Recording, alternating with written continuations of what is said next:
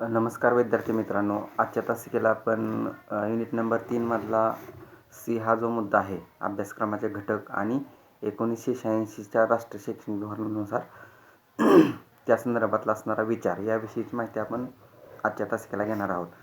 तर 1986च्या राष्ट्रीय शैक्षणिक धोरणामध्ये जे अभ्यासक्रमविषयक विचार मांडलेले आहे किंवा अभ्यासक्रमाच्या अनुषंगाने जो विचार केलेला आहे तर त्या संदर्भातली चर्चा आपल्याला आजच्या तासिकेला प्रामुख्याने या ठिकाणी करायची आहे. याच्यामध्ये अभ्यासक्रमाच्या अनुषंगाने मांडण्यात आलेल्या ज्या महत्त्वाच्या बाबी आहेत किंवा महत्त्वाचे जे मुद्दे आहेत तर त्याच्या अनुषंगाने आपल्याला खरं तर याच्यामध्ये चर्चा करायची आहे.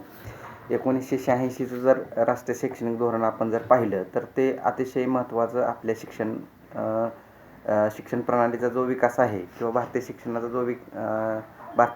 जो इतिहास आहे तर त्याच्यामध्ये 1986चं राष्ट्रीय शैक्षणिक धोरण अतिशय महत्त्वाचं मानलं जातं. कारण या धोरणामध्ये संपूर्ण भारतातील असणाऱ्या शिक्षण पद्धतीचा विचार असेल किंवा अभ्यासक्रमाच्या संदर्भातली समानता आणण्याच्या दृष्टिकोनातून केला गेलेला जो विचार असेल तर तो 1986च्या असणाऱ्या राष्ट्रीय शैक्षणिक धोरणामध्ये हा प्रामुख्याने केलेला आहे. त्यामुळे हे शैक्षणिक धोरण अतिशय या ठिकाणी महत्त्वाचं मानलं गेलेलं आहे.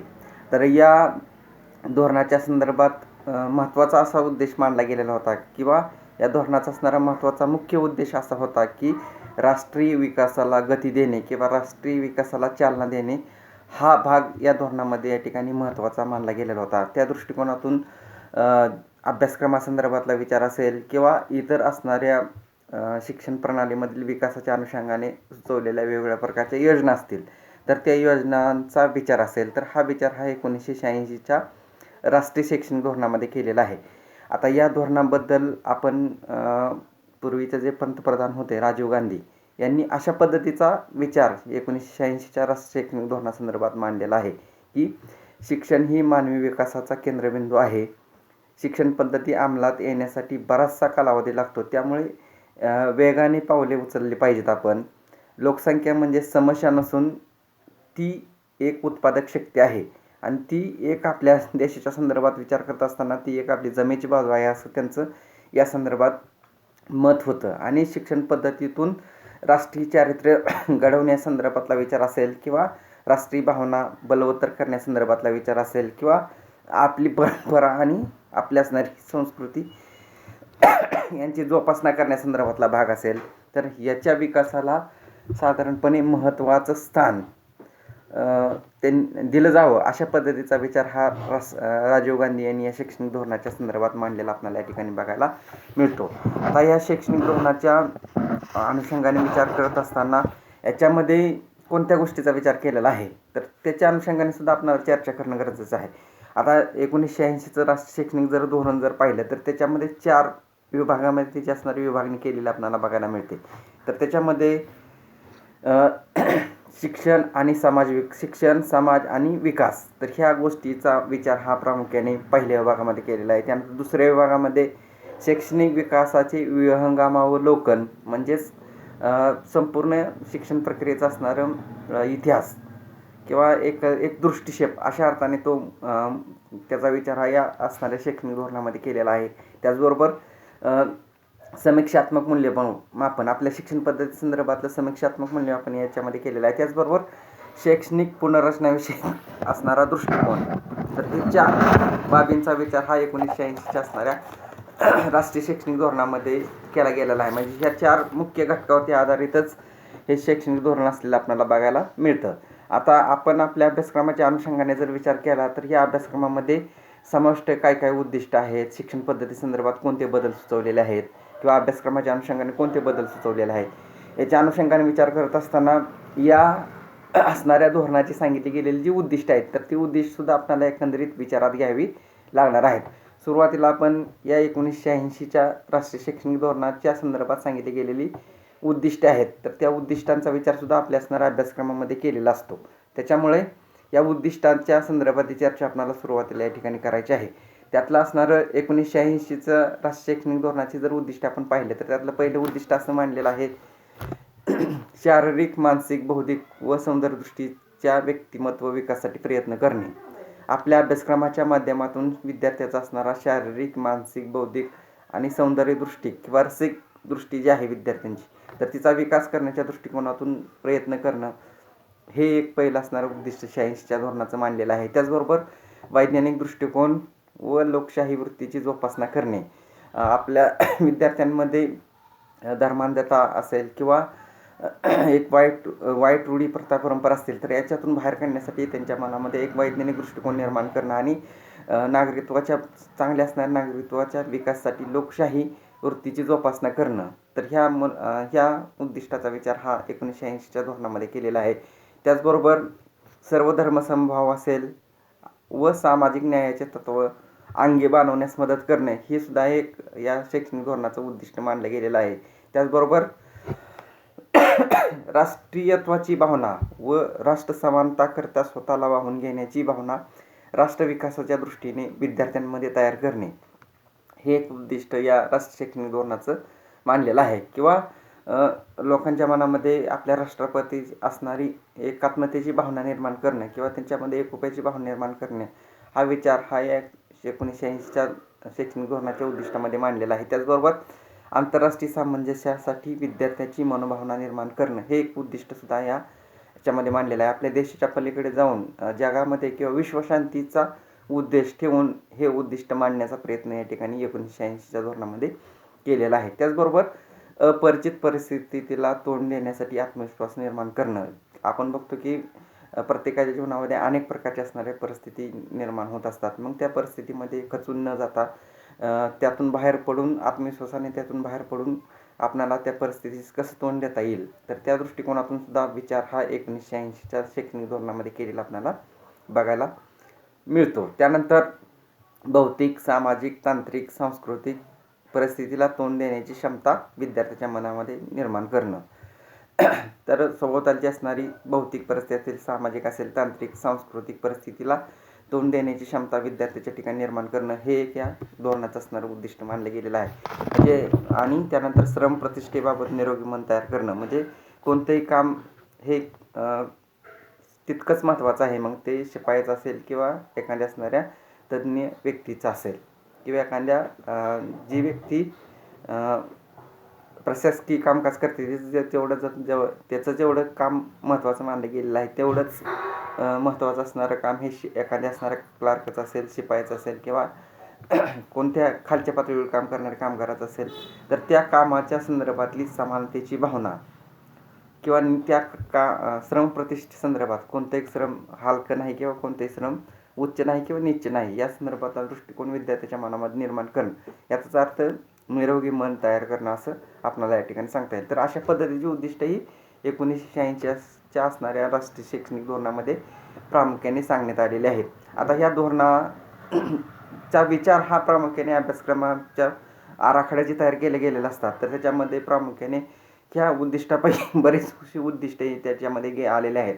त्याच्यामुळे या उद्दिष्टाच्या संदर्भातला विचार हा अभ्यासक्रमाच्या घटकाच्या अनुषंगाने आपल्याला इथं या धोरणाच्या अनुषंगाने या ठिकाणी करता येऊ शकतो. त्यानंतर आपल्याला ह्या धोरणाचा जो महत्त्वाचा जो गाभा आहे तर त्या गाभ्याविषयीची चर्चा आपल्याला आता याच्यानंतर या ठिकाणी करायची आहे की ज्याच्यामध्ये ह्या 1980च्या धोरणाची जी उद्दिष्ट सांगितलेली आहेत जी वैशिष्ट्ये सांगितलेली आहेत तर त्या वैशिष्ट्याच्या अनुषंगाने आपल्याला चर्चा करता येईल की त्याच्या आधारे आपल्याला मग आपल्या असणाऱ्या भारतामध्ये असणारी शिक्षण पद्धती मग प्राथमिक शिक्षण पद्धती असेल, माध्यमिक शिक्षण पद्धती असेल, उच्च माध्यमिक शिक्षण पद्धती असेल, महाविद्यालय स्तरावरचं शिक्षण असेल किंवा विद्यापीठ स्तरावरचं असणारं शिक्षण असेल म्हणजे याच्या अनुषंगाने मांडलेले विचार आहेत आणि त्या मांडलेल्या विचारानुसार त्या घटकाचा विचार हा अभ्यासक्रमाच्या आराखड्या तयार करत असताना त्याच्यामध्ये हा प्रामुख्याने केलेला आहे.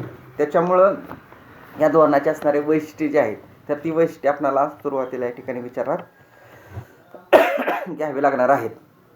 तर त्यातलं असणारं पहिलं 1980च्या धोरणाची वैशिष्ट्ये आपण यानंतर या ठिकाणी चर्चा करणार आहोत. तर त्याच्यामधलं असणारं पहिलं वैशिष्ट्य असं सांगितलेलं आहे की संविधानाप्रमाणे राष्ट्रीय शिक्षण पद्धतीनुसार शिक्षण हा पहिला आणि महत्त्वाचा विचार हा 1980च्या राष्ट्रीय शैक्षणिक धोरणामध्ये केला गेलेला आहे की जेणेकरून सर्व स्तरातील असणाऱ्या विद्यार्थ्यांना असेल किंवा शिक्षण घेणारा जो वर्ग आहे तर त्याला शिक्षणाच्या प्रवाहामध्ये आणता यावं यासाठी जे आंबेडकरांनी आपलं संविधान तयार केलेलं आहे तर त्या संविधानाप्रमाणे राष्ट्रीय शिक्षण पद्धतीनुसार शिक्षण देण्याची व्यवस्था आपल्या असणाऱ्या अभ्यासक्रमाच्या आराखड्यामध्ये केलेले आहे. त्यामुळं हा मुद्दा या ठिकाणी महत्त्वाचा त्या दृष्टिकोनातून आपल्याला मानावा लागेल.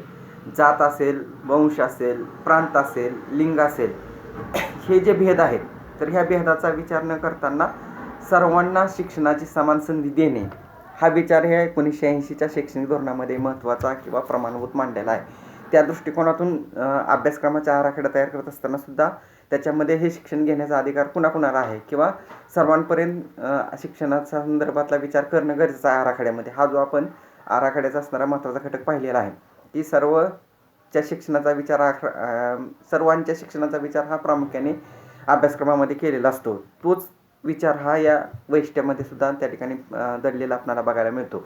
आपण बघतो की कोठारी आयोगाने जो सुचवलेला आकृतिबंध होता 10+2+3 म्हणजे 10+2+3 याचा अर्थ 10वीपर्यंतचं माध्यमिक शिक्षण असेल, त्यानंतर 2 वर्षाचं उच्च माध्यमिक आणि 3 वर्षाचं विद्यापीठ शिक्षण असेल. तर हा जो विचार 1964च्या कोठारी आयोगाने जो सुचवलेला होता, तर तो विचार हा प्रामुख्याने प्रत्यक्षात अंमलात आणण्याचं कार्य हे 1980च्या धोरणामध्ये केलेलं आपल्याला बघायला मिळतं. त्या ठिकाणी विचार तिथं सुचवलेला होता, परंतु त्याची प्रत्यक्ष अंमलबजावणी जी आहे, तर ती अंमलबजावणी ही प्रामुख्याने 1980च्या राष्ट्रीय शैक्षणिक धोरणामध्ये केलेलं आपल्याला बघायला मिळते. तर 10 वर्षाचं विभाजन जर आपण केलं तर 5 वर्षाचं प्राथमिक शिक्षण असं आपल्याला या ठिकाणी सांगता येईल, 3 वर्षाचं उच्च प्राथमिक शिक्षण आणि 2 वर्षाचं असणारं माध्यमिक शिक्षण, त्यानंतर पुढचं 2 वर्षाचं उच्च माध्यमिक आणि त्याच्यानंतरची पुढची 3 जी वर्ष आहेत तर ती महाविद्यालय शिक्षण असं आपल्याला या ठिकाणी सांगता येतील. म्हणजेच 10+2+3 हा जो आकृतिबंध आहे, तर याचा असणारा स्वीकार हा प्रामुख्याने 1980च्या राष्ट्रीय शैक्षणिक धोरणामध्ये आपल्याला केलेला बघायला मिळतो. त्यानंतर दुसरा याच्यामधला असणारा महत्त्वाचा घटक आहे तो म्हणजे शिक्षणाची समान संधी व समानतेकरता शिक्षण. तर याच्यामध्ये शिक्षणाची समान संधी व समानतेकरता शिक्षण हा दुसरं वैशिष्ट्य या असणाऱ्या 1980च्या राष्ट्रीय शैक्षणिक धोरणाचं त्या ठिकाणी सांगितलेलं आहे. आता शिक्षणाची समान संधी कुणाकुणाला आवश्यक आहे या दृष्टिकोनातून विचार हा प्रामुख्याने या शैक्षणिक धोरणामध्ये केलेला आपल्याला बघायला मिळतो.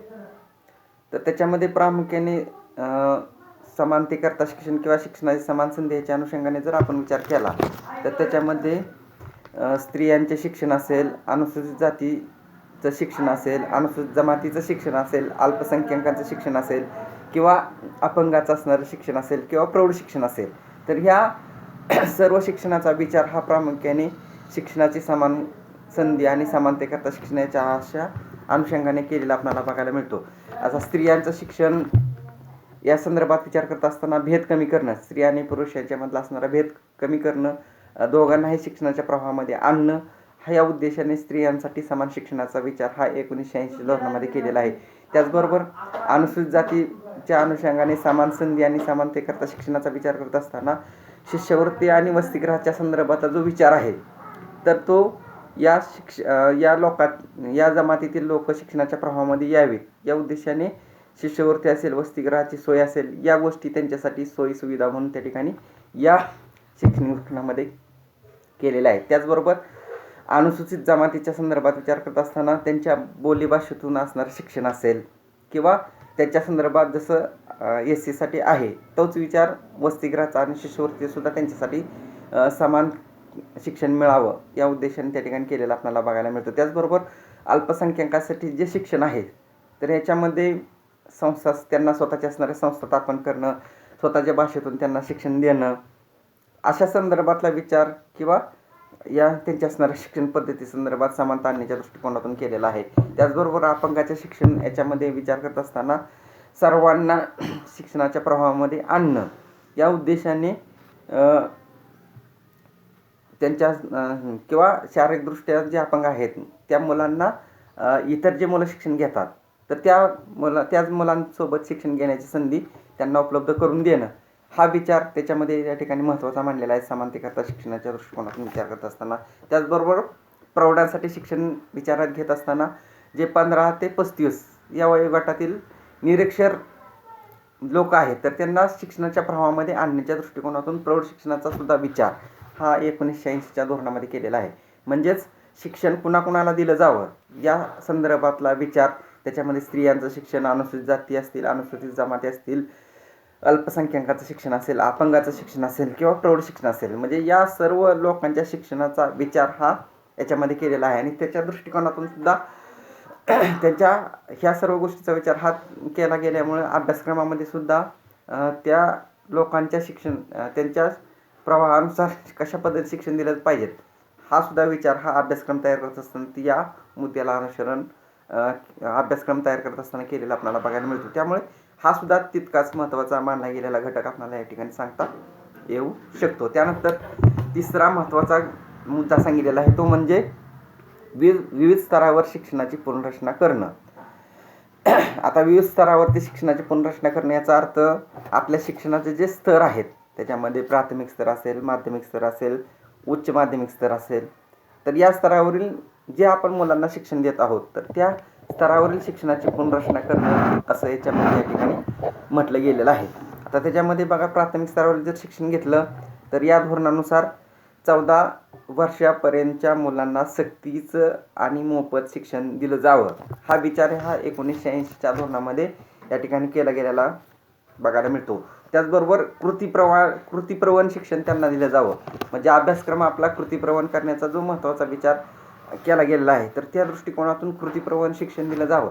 याच्या अनुषंगाने प्राथमिक शिक्षणाच्या अनुषंगाने 1980च्या धोरणामध्ये पाऊल उचललेलं आपल्याला बघायला मिळतं. त्या दृष्टिकोनातून कृती शिक्षणाचा पुरस्कार आपल्या अभ्यासक्रमामध्ये सुद्धा या ठिकाणी केला गेलेला आहे. तर प्राथमिक शिक्षणाच्या दृष्टिकोनातून विचार करत असताना गळती थांबवणं असेल किंवा प्रत्यक्ष शाळेत शिक्षकाचा आणि शिक्षिकेचा विचार करत असताना साधारणतः त्या शाळेमध्ये प्राथमिक स्तरावर शिक्षण देत असताना विद्यार्थ्यांना 2 पुरुष आणि 1 स्त्री शिक्षिका असा सुद्धा विचार त्यांच्या असणाऱ्या शिक्षण देण्याच्या दृष्टिकोनातून केलेला आहे. त्याचबरोबर मुलांच्या सोयीनुसार शाळेची वेळ निवडण्याचा संदर्भातला विचारसुद्धा त्यांच्या असणाऱ्या शिक्षण प्रणालीमध्ये केलेला आपल्याला या ठिकाणी बघायला मिळतो. त्याचबरोबर माध्यमिक शिक्षणासंदर्भात अशा पद्धतीनं विचार केला गेलेला आहे की माध्यमिक शिक्षणाच्या अनुषंगाने विचार करत असताना त्यांच्या माध्यमिक स्तरावरील जो अभ्यासक्रम आहे त्याच्यामध्ये व्यावसायिक शिक्षण हे प्रामुख्याने विद्यार्थ्याला मिळावं की जेणेकरून ते विद्यार्थी स्वतःच्या माध्यमिक शिक्षण पूर्ण झाल्यानंतर एखादा स्वतःचा व्यवसाय करू शकतील आणि स्वतःचा असणारा उदरनिर्वाह करून स्वतःला त्या ठिकाणी समृद्ध बनवू शकतील. या दृष्टिकोनातून व्यावसायिक शिक्षणाचा विचार जो आहे तर तो प्रामुख्याने माध्यमिक शिक्षणामध्ये केलेला आपल्याला बघायला मिळतो. त्याचबरोबर प्रज्ञामान विद्यार्थ्यांसाठी शाळा वेगळ्या स्थापन करण्याच्या अनुषंगाने विचारसुद्धा प्रामुख्याने माध्यमिक शिक्षणाच्या अनुषंगाने केलेला आहे. त्याचबरोबर निवासी शिक्षणासंदर्भातला विचार असेल किंवा विज्ञान, मानवशास्त्र, समाजशास्त्र इत्यादी विषयाचं शिक्षण असेल आपल्या असणाऱ्या विषयातून दिलं जावं, म्हणजे अशा संदर्भातला विचार अभ्यासक्रमाच्या अनुषंगाने सुद्धा माध्यमिक शिक्षणासंदर्भात हा प्रामुख्याने 1980च्या धोरणामध्ये केला गेलेला आहे. त्याचबरोबर उच्च शिक्षणाच्या संदर्भातील शिक्षणाची पुनर्रचना करत असताना त्याच्यामध्ये दर्जेदार व स्वायत्त महाविद्यालयांचा विकास करण्यासाठी प्रोत्साहन दिलं जावं, म्हणजे हा सुद्धा विचार याच्यामध्ये मांडला गेलेला आहे. कारण स्वतंत्र जर महाविद्यालय आपण विकसित झाली, स्वायत्त महाविद्यालय विकसित झाले तर त्यांना स्वतःचा असणारा अभ्यासक्रम ठरवता येईल. तिथल्या परिस्थितीच्या गरजा लक्षात घेऊन त्या ज्या भागामध्ये स्वायत्त महाविद्यालय स्थापन केलेलं आहे तिथल्या समस्या, तिथल्या गरजा, तिथल्या असणाऱ्या सर्व गोष्टीचा विचार करून त्या विद्यार्थ्यांच्या विकासाभिमुख अभ्यासक्रम हा त्या स्वायत्त संस्थेला ठरवता येईल आणि त्यातून चांगल्या प्रकारचं दर्जेदार शिक्षण हे त्या मुलांच्या दृष्टिकोनातून देता येईल. या उद्देशाने स्वायत्त महाविद्यालयाची स्थापनेचा विचार केलेला आहे. त्याचबरोबर उच्च शिक्षणात प्रवेश क्षमतेचा संदर्भात सुद्धा विचार मांडला गेलेला आहे. प्रशिक्षण सोयीमध्येही या उच्च स्तरावरील शिक्षणामध्ये वाढ करण्यात यावी. त्याचबरोबर 1985 साली स्थापन झालेले जे इंदिरा गांधी मुक्त विद्यापीठ आहे तर त्या विद्यापीठाला समृद्ध करणं की जेणेकरून विद्यार्थ्यांना आपल्या कामातून रेग्युलर शिक्षण घेता येत नसेल तर त्यांना आपलं काम बघत प्रामुख्याने शिक्षण घेता यावं या उद्देशाने मुक्त विद्यापीठाची इंदिरा गांधी राष्ट्रीय मुक्त विद्यापीठाची स्थापना 1985 साली केलेली होती. तर त्या विद्यापीठाला अधिक समृद्ध करण्याचा विचारसुद्धा या धोरणामध्ये मांडलेला आहे की त्या विद्यापीठाला विद्यार्थ्यांची प्रवेश क्षमता वाढवणं असेल किंवा त्या विद्यापीठामध्ये विद्यार्थ्यांची वाढ करणं किंवा वेगवेगळे अभ्यासक्रम त्या विद्यापीठातून विद्यार्थ्यांसाठी निर्माण करणं, म्हणजे ह्या गोष्टींचा विचार हा प्रामुख्याने त्या शैक्षणिक धोरणा 1980च्या धोरणामध्ये महत्त्वाचा मांडलेला आहे. त्याचबरोबर ग्रामीण विद्यापीठाची स्थापना करणं उच्च शिक्षणाच्या अनुषंगाने हाही भाग 1980च्या धोरणामध्ये उच्च शिक्षणाची पुनर्व्यवस्था करण्याच्या दृष्टिकोनातून मांडला गेलेला आहे. म्हणजे ह्या सुद्धा गोष्टींचा विचार हा अभ्यासक्रम आराखडा तयार करत असताना केला गेलेला आहे. म्हणजे उच्च शिक्षण कशा प्रकारचं असावं, उच्च शिक्षणाच्या अभ्यासक्रमामध्ये कोणत्या गोष्टी असाव्यात, ह्या गोष्टी अभ्यासक्रमामध्ये आणत असताना ह्या धोरणामध्ये सांगितले गेलेला जो विचार आहे, बदल आहे, पुनर्रचना शिक्षणाच्या पुनर्रचनेसंदर्भातला विचार जो आहे तो प्राथमिक असेल, माध्यमिक असेल किंवा विद्यापीठी असेल, तर त्याच्यामधला जो विचार आहे तर तो सुद्धा विचार हा प्रामुख्याने या असणाऱ्या शिक्षण प्रणालीमध्ये केलेला आहे आणि त्याच्यानुसार आपल्या अभ्यासक्रमामध्ये सुद्धा बदल केलेला आपल्याला बघायला मिळतात. त्याच्यानंतर 1980च्या धोरणामधला असणारा पुढचं जे वैशिष्ट्य आपल्याला सांगायचं झालं तर ते असं आहे की त्याच्यामध्ये प्रामुख्याने आधुनिक शिक्षक प्रशिक्षणात आधुनिकता आणण्याचा असणारा विचार हा या धोरणामध्ये सुद्धा या ठिकाणी महत्त्वाचा मानला गेलेला आहे. तर शिक्षक प्रशिक्षण विषयकचे अभ्यासक्रम तयार करतो आहोत, जे NCT ज्या अभ्यासक्रम तयार करणाऱ्या संस्था आहेत, NCT असेल किंवा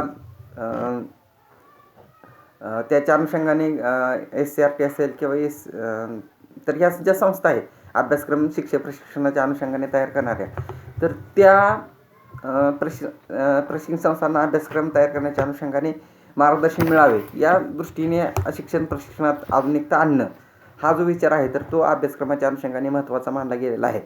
शिक्षण पद्धतीची उत्तम कार्यवाही होण्यासाठी प्रामुख्याने शिक्षण पद्धतीमध्ये आमूलाग्र बदल होण्याची गरज आहे. हा बदल करण्याची जबाबदारी ही प्रामुख्याने शिक्षकाची असल्यामुळे त्याच्या अध्यापनामध्ये सुधारणा करणं गरजेचं आहे. नवीन उपक्रम राबवणं इत्यादीच्या संधी ही शिक्षकांना दिल्या जाव्यात. त्याचबरोबर प्रशिक्षणाचा व्यापक कार्यक्रम या ठिकाणी आखले जावेत.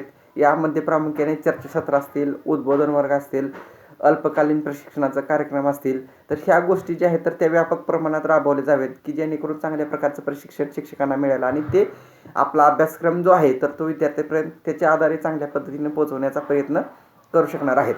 शिक्षकाच्या नेमणुकीसंदर्भात सुद्धा अखिल भारतीय स्तरावर फेररचना केली जाईल हाही विचार आधुनिकता आणण्याच्या दृष्टिकोनातून महत्त्वाचा मानला गेलेला आहे. संपूर्ण देशात एका श्रेणीतील शिक्षकांना समान वेतन दिलं जावं हाही विचार या शैक्षणिक धोरणामध्ये महत्त्वाचा मानला गेलेला आहे. त्याचबरोबर समान सेवा शर्ती असेल किंवा तक्रार निवारण यंत्रणासुद्धा या शिक्षकाच्या दृष्टिकोनातून तयार केली जावी किंवा त्यासाठी काही मार्गदर्शक तत्त्वेसुद्धा निर्माण करण्यात यावीत अशा पद्धतीचा विचारसुद्धा या धोरणामध्ये मांडलेला आपल्याला या ठिकाणी बघायला मिळतो. त्याचबरोबर शिक्षकाचे मूल्यमापन करण्यासाठी एक विशिष्ट पद्धती तयार करण्यात यावी. त्याचबरोबर अखिल भारतीय स्तरावरती शिक्षक संघटनाची स्थापना करावी की ज्यातून मग शिक्षकाच्या असणाऱ्या समस्या आपल्याला योग्य पद्धतीने मांडता येऊ शकतात. तर हा विचार हा प्रामुख्याने शिक्षक प्रशिक्षणात आधुनिकता आणण्याच्या दृष्टिकोनातून महत्त्वाचा मांडलेला आहे. त्याचबरोबर भारतीय शिक्षण सेवेचं स्वरूप जे आहे तर ते अखिल भारतीय शिक्षण सेवा असं केलं जावं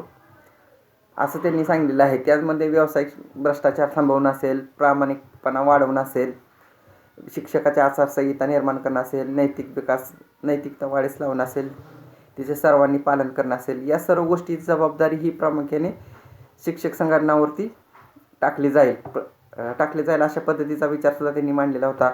प्राथमिक शिक्षकासाठी जिल्ह्याच्या ठिकाणी प्राथमिक शिक्षक प्रशिक्षण संस्था स्थापन केल्या जाव्यात की जे आजचे जे डाएट आहेत तर त्या संदर्भातला विचारसुद्धा या 1980च्या धोरणामध्ये शिक्षक प्रशिक्षणामध्ये आधुनिकता आणण्याच्या दृष्टिकोनातूनच मांडला गेलेला आपल्याला बघायला मिळतो. त्याचबरोबर त्या शिक्षकाच्या असणाऱ्या त्यांच्या ज्या डाएट वगैरे संस्था आहेत त्यांच्या कामावरून त्यांचा दर्जा ठरवला जाईल. त्याचबरोबर राज्य शैक्षणिक संस्था व प्रशिक्षण परिषद यांच्या दृष्टीने उपयुक्त ठरतील अशा पद्धतीचं कार्य हे त्या डाएट या संस्थेकडून करण्यात यावं अशा पद्धतीचा विचारसुद्धा मांडलेला आहे. त्याचबरोबर विद्यापीठाचे शिक्षण विभाग आणि प्रशिक्षण संस्था ज्या आहेत तर याच्यामध्ये एक प्रकारचं जाळं निर्माण करावं हाही विचार आधुनिकता आणण्याच्या दृष्टिकोनातून मांडला गेलेला आहे की जेणेकरून बघा प्रशिक्षण संस्था आणि विद्यापीठ यांच्यामध्ये जर सलोखा निर्माण झाला किंवा यांच्यामध्ये एक प्रकारचं परस्पर संबंध निर्माण झालं तर त्यांना चांगल्या पद्धतीचा अभ्यासक्रम विद्यापीठाला या महाविद्यालयाच्या माध्यमातून किंवा प्रशिक्षण संस्थाच्या माध्यमातून चांगल्या प्रकारे या ठिकाणी राबवता येऊ शकतील आणि त्यातून मग गुणवत्तापूर्ण शिक्षक तयार करता येतील आणि ते शिक्षक तयार झाले आहेत तर ते प्रामुख्याने माध्यमिक स्तरावरचा अभ्यासक्रम असेल किंवा उच्च माध्यमिक असेल किंवा प्राथमिक स्तरावरचा अभ्यासक्रम आहे तर तो चांगल्या पद्धतीनं विद्यार्थ्यापर्यंत पोहोचू शकतील हा त्या पाठीमागचा असणारा महत्त्वाचा उद्देश होता आणि त्या उद्देशामुळेच शिक्षक प्रशिक्षणात आधुनिकता आणणं या गोष्टीचा विचार हा या ठिकाणी महत्त्वाचा मानला गेलेला आहे.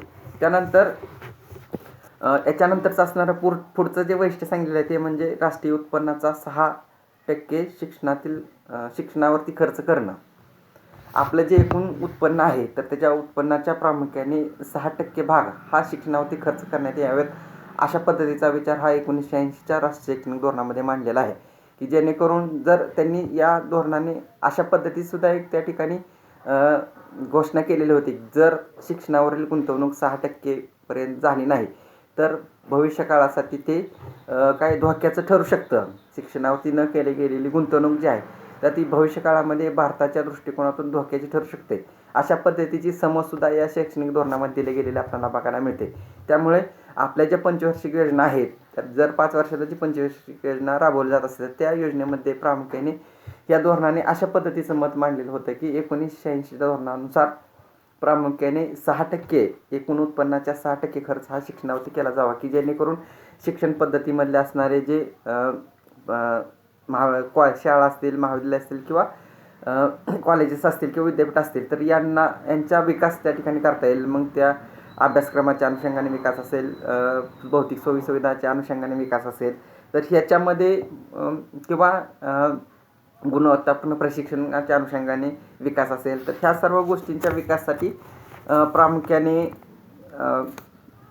योग्य पद्धतीचं उत्पादक असं मनुष्यबळ निर्माण होण्याच्या दृष्टिकोनातून खरं तर हा विचार मांडलेला आपल्याला बघायला मिळतो.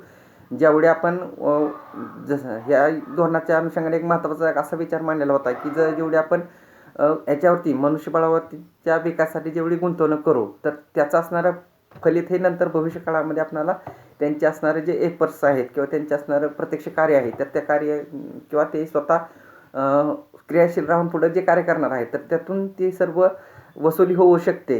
हा विचार ह्या राष्ट्रीय उत्पन्नातील 6% गुंतवणूक करण्यापाठीमागचा असलेला आपल्याला बघायला मिळतो. त्यामुळं हा विचार हा प्रामुख्याने महत्त्वाचा मानलेला आहे. म्हणजे थोडक्यात भौतिक सुविधामध्ये वाढ करणं असेल किंवा गुणवत्तापूर्ण शिक्षण देणं असेल तर या उद्देशाने शिक्षणामधील आर्थिक गुंतवणूक या ठिकाणी महत्त्वाची मानली गेलेली आपल्याला बघायला मिळते. त्यानंतर प्रौढ व निरंतर शिक्षणावरती भर हे एक असणारं महत्त्वाचं वैशिष्ट्य आपल्याला या धोरणाचं आपल्याला याच्या अनुषंगाने सांगता येतं. तर जे शिक्षणाच्या समान संधीपासून वंचित राहिलेले आहेत अशा निरक्षर लोकांना प्रौढ शिक्षणाचा विचार करणे या ठिकाणी महत्त्वाचं मानलं गेलेलं आहे. साधारणतः 15 ते 35 या वयोगटातील निरक्षरता दूर करण्यासाठी राष्ट्राने प्रामुख्याने प्रतिज्ञा केली आणि त्यातून मग प्रौढ शिक्षण केंद्र सरकार आणि राज्य सरकार आणि राजकीय पक्ष व त्यांच्या असणाऱ्या संघटना असतील किंवा जनसंपर्क माध्यम असतील किंवा शैक्षणिक संस्था असतील तर याच्या माध्यमातून सर्वांना साक्षर करण्याचा एक कार्यक्रम त्यांनी हाती राबवलेला होता आणि तो कार्यक्रम कशा प्रकारचा असावा याच्या अनुषंगाने सुद्धा या धोरणामध्ये प्रामुख्याने चर्चा केलेली आहे.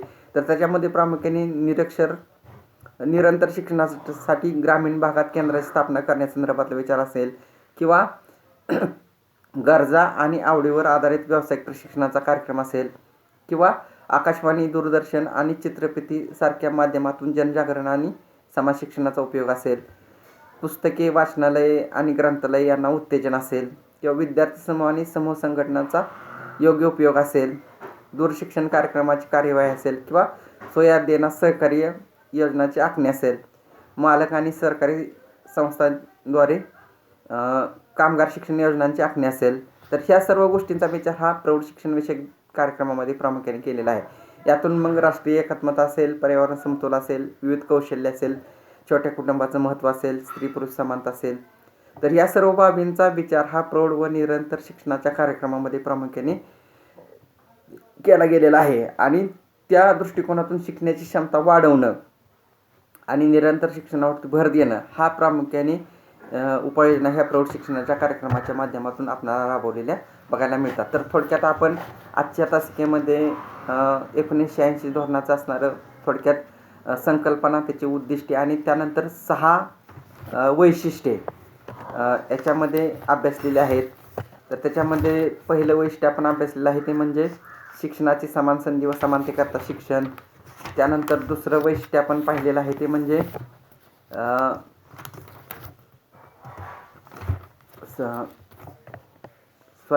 पहिलं वैशिष्ट्य आपण संविधानाप्रमाणे राष्ट्रीय शिक्षण पद्धतीनुसार शिक्षण, त्यानंतर दुसरं वैशिष्ट्य शिक्षणाची समान संधी व समानतेकरता शिक्षण, त्यानंतर तिसरं वैशिष्ट्य विस्तारावर शिक्षणाची पुनर्रचना, त्यानंतर चौथं वैशिष्ट्य राष्ट्रीय उत्पन्नाचा 6% शिक्षणावरती गुंतवणूक करणं आणि त्यानंतर पुढचं जे वैशिष्ट्य आहे प्रौढ शिक्षण व निरंतर शिक्षणावरती भर देणं. तर याविषयी चर्चा आपण आजच्या तासिकेला केलेली आहे. यानंतर पुढची राहिलेले वैशिष्ट्ये जे आहेत तर ती नंतरच्या तासिकेला आपण अभ्यास करणार आहोत. तर या ठिकाणी आपण थांबूयात.